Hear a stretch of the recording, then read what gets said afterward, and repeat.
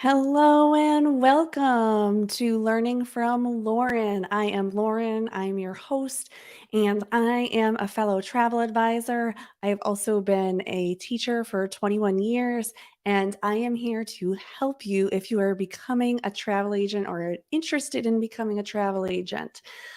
I'm a little different because I do not own an agency. A lot of people who talk about becoming a travel agent are agency owners or work with agency owners to try and get as many people to work with them as possible.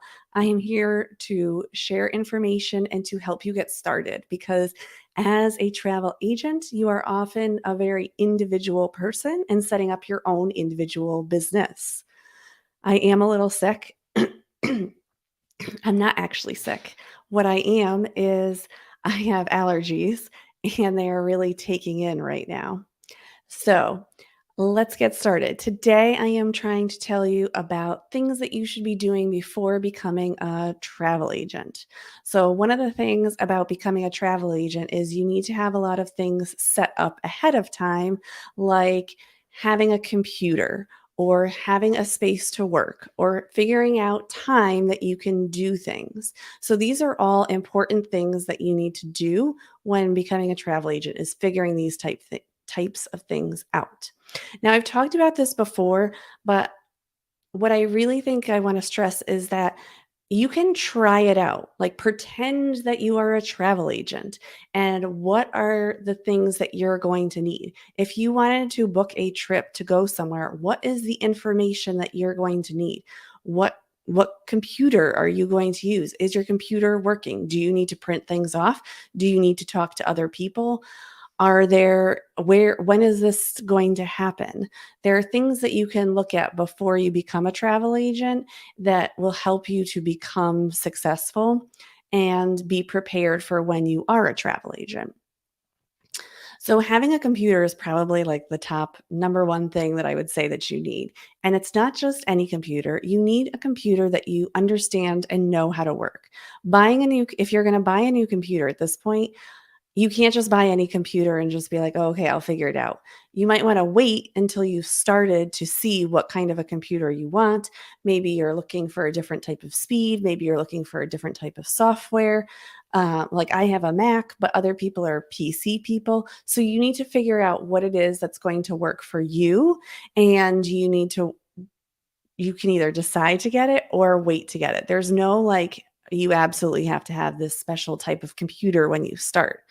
So, what I think I learned is that I was like, "Well, I'm using this computer. It's fine for now. It's fine for now. I'm gonna wait until, make X amount of dollars before I buy a new one." Well, that wasn't possible because I couldn't do everything with my old computer, and it was making my life so hard, and everything was taking so much longer.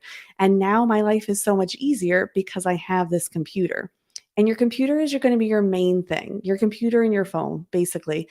Your computer when you're at home and when you're out and about or doing other things, you're going to need a phone. So those are the two high priority items that I would do. The second most important thing is the time. Figuring out when can you work. I work part-time, so I'm a teacher, so obviously during the day when I'm teaching, I can't be doing work. So what I end up doing is I wake up early and I do a ton of work before I go to school.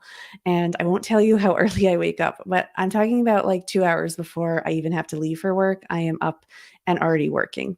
So it's important to think about where can you fit in that time, because like I have a 4-year-old child, so when I get home from work it's not like I can just, oh, I'll just go do travel agent stuff now. Like I have a child and I have a family, like I can't work 24 hours either.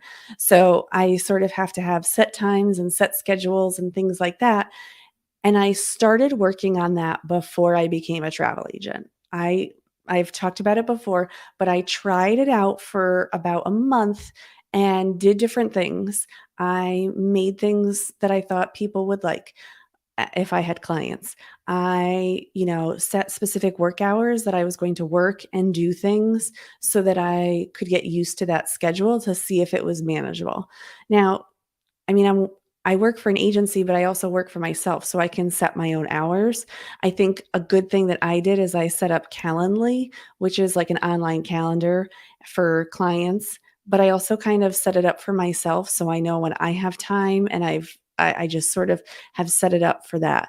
The other thing that I will mention is I am a highly organized person. I am a special education teacher. I've been teaching for 21 years. I literally teach people how to stay organized and how to do things that they don't want to do, and how to understand how long tasks take. So I understand how to do those things. If you don't understand how to do those things or understand how to do that, that is something that you want to work on now.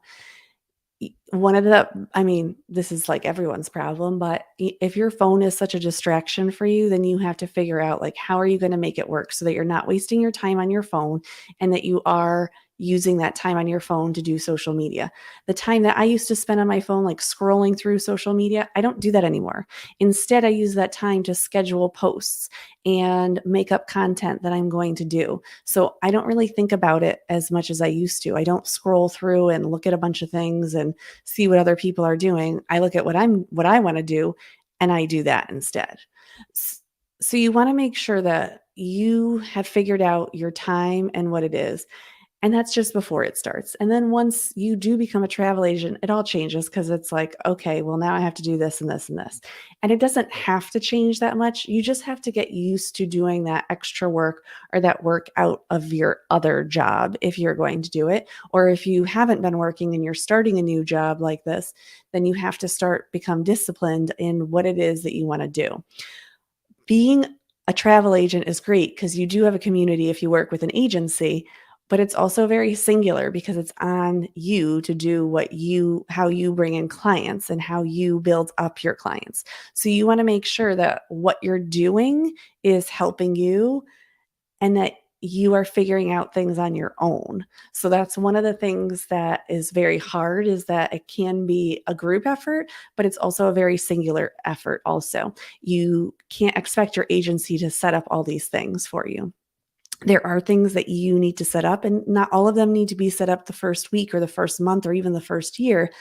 But after that first year, you're going to want to have things starting to set up for you so that you're not wasting time on things and you're just focusing on getting clients and working with your existing clients, because that's what it should be basically down to.